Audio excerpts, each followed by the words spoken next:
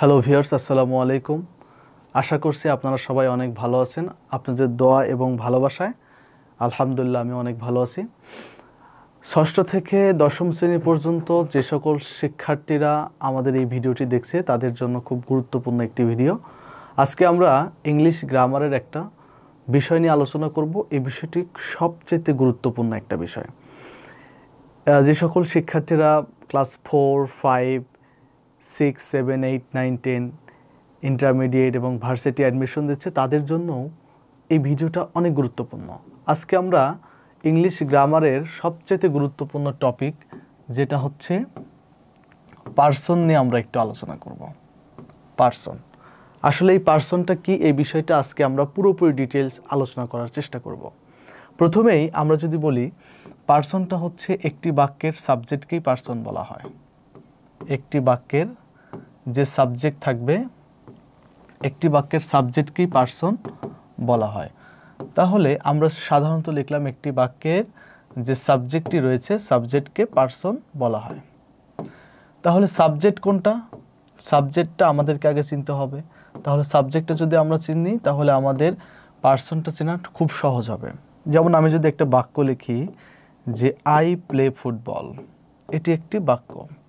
এই বাক্যের মধ্যে যে প্রথম ওয়ার্ডটি রয়েছে, যেটা আমরা জানি হচ্ছে যে প্রথম ওয়ার্ড, হ্যাঁ, এই যে এখানে যে দেখা যাচ্ছে যে প্রথম ওয়ার্ডটা, হ্যাঁ, প্রথম ওয়ার্ডটা, এই প্রথম ওয়ার্ডটি হচ্ছে এখানে যে প্রথম ওয়ার্ডটি রয়েছে এটার নামই হচ্ছে সাবজেক্ট, এটার নাম হচ্ছে সাবজেক্ট। আর আমি যে সূত্রটা লিখলাম যে একটি বাক্যের সাবজেক্টকেই পার্সন বলা হয়, সুতরাং যেটা সাবজেক্ট সেটার নামই হচ্ছে পার্সন হবে।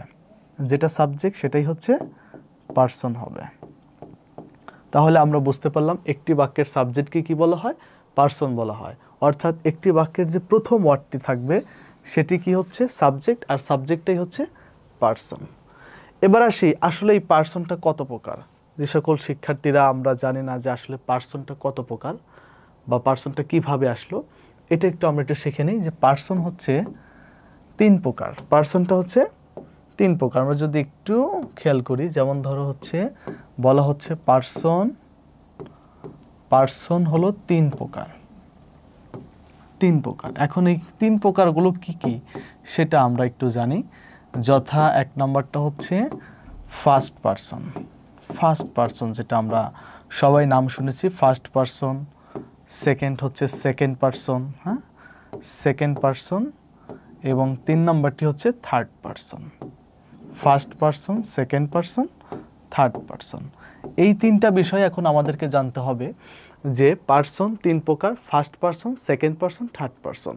তাহলে ফার্স্ট পার্সন কোনটা, সেকেন্ড পার্সন কোনটা, থার্ড পার্সন কোনটা? আমাদের অনেক শিক্ষক মণ্ডলী কিন্তু এটা শিখিয়েছেন যে আমি তুমি ছাড়া ভবে আছে যারা, থার্ড পার্সন হলো তারা, তাই না? এটা আমরা অনেকেই জানি। তারপরেও আমরা ডিটেলস যদি এই পার্সন সম্পর্কে জানতে চাই, থার্ড পার্সন সম্পর্কে, ফার্স্ট পার্সন সম্পর্কে, সেকেন্ড পার্সন সম্পর্কে, তাহলে একটি চার্ট আমাদেরকে খুব ভালোভাবে মনে রাখতে হবে।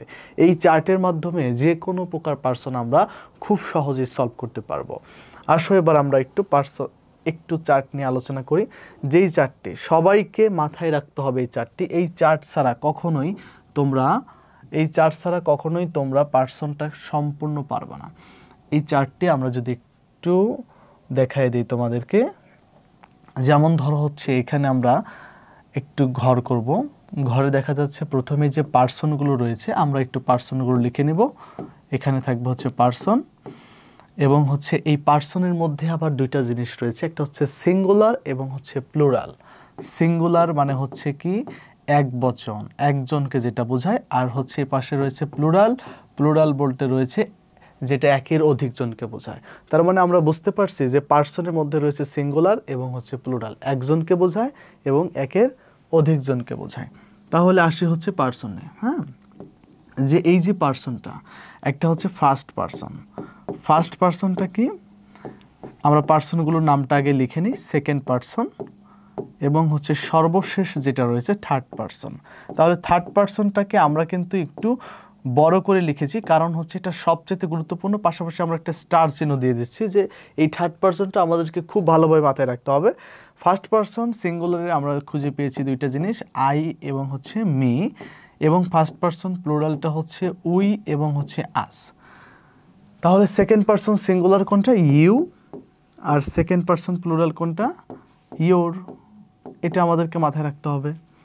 এবং থার্ড পারসন সিঙ্গুলার গুণে গুণে 6টা জিনিস, এই 6টা জিনিসের বাহিরে আমাদেরকে কোনোভাবেই থার্ড পারসন সিঙ্গুলার হবে না। এই 6টা জিনিস আমাদেরকে মাথায় রাখতে হবে। কি সেই 6টা জিনিস? হি, শি, আমরা যদি একটু লিখি যে হচ্ছে হি, শি, ইট, যে কোনো মানুষের নাম, যে কোনো মানুষের নাম,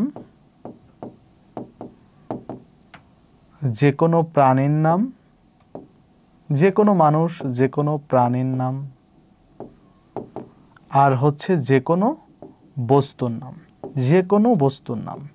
তাহলে এটা আমাদেরকে মাথায় রাখতে হবে যে হচ্ছে আমরা এই যে সিঙ্গুলার যেটা আমরা বললাম যে third person singular, third person সিঙ্গুলারগুলো হচ্ছে হি, শি, ইট, যে কোনো মানুষের নাম, যে কোনো প্রাণীর নাম এবং হচ্ছে যে কোনো বস্তুর নাম। তাহলে থার্ড পারসন প্লুরাল কোনটা? থার্ড পারসন প্লুরাল হচ্ছে দে এবং হচ্ছে একের অধিক, যদি একের অধিক কোনো ব্যক্তি বা প্রাণীকে বোঝায় তাহলে সেটা একের অধিক ব্যক্তি বা প্রাণীর নাম, ব্যক্তি বা প্রাণীর নাম। তাহলে এটা হচ্ছে থার্ড পারসন সিঙ্গুলার।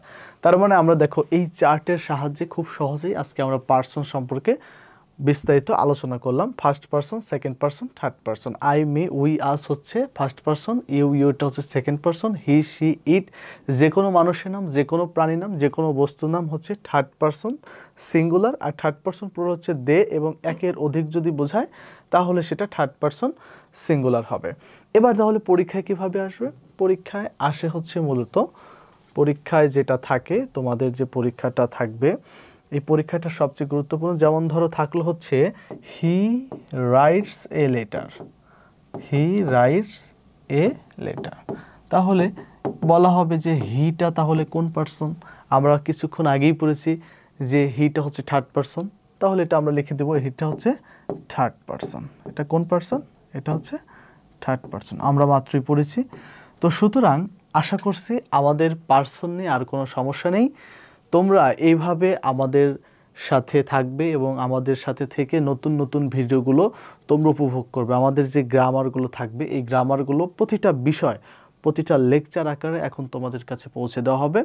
তোমরা সবাই কোন কোন টপিকে তোমরা দুর্বল রয়েছো এই বিষয়গুলো আমাদের কমেন্ট বক্সে গিয়ে তোমরা কমেন্ট করে জানাও। সবাই ভালো থাকবে, সুস্থ থাকবে। আল্লাহ হাফেজ।